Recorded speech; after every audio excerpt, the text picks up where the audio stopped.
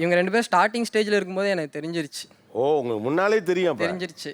சரி அப்படின்னு வெயிட் பண்ணிட்டு இருக்கும்போது சடனாக ஒரு பார்க்கில் வச்சு பார்த்துட்டேன்.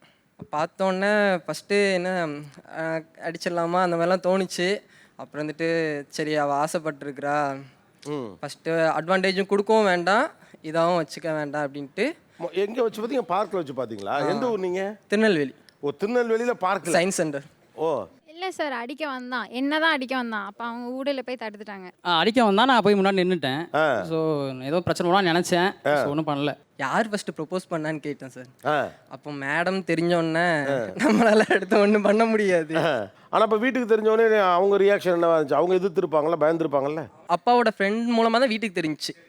அதனால மாப்பிள்ளைக்கு வந்து எப்படின்னா தாடி கீடெலாம் இருக்கவும் ரொம்ப ரகடான பையன் போல், பொண்ணு எதுக்கோ தப்பாக மாட்டிக்கிச்சு போலன்னு ஆரம்பிச்சிட்டாங்க. அதுக்கப்புறம் வீட்டில் போய் நான் தான் பேசி. நீங்கள் எப்படி போய் பேசுனீங்க இதை வீட்டில்? அம்மா என்கிட்ட தான் ஃபஸ்ட்டு கேட்டுச்சு. அவன் என்ன ஒரு மாதிரி ரொம்ப டிஃப்ரெண்டான பையனாக இருக்கானே, என்ன செய்ய அவனை அப்படின்னு சொல்லி கேட்டுச்சு. கேட்கவும் ஏம்மா எதுவும் தெரியாமல் பேசாத, யாரோ சொன்னாங்கன்னு வச்சுட்டு நம்ம பார்த்து பேசினா தான் தெரியும்.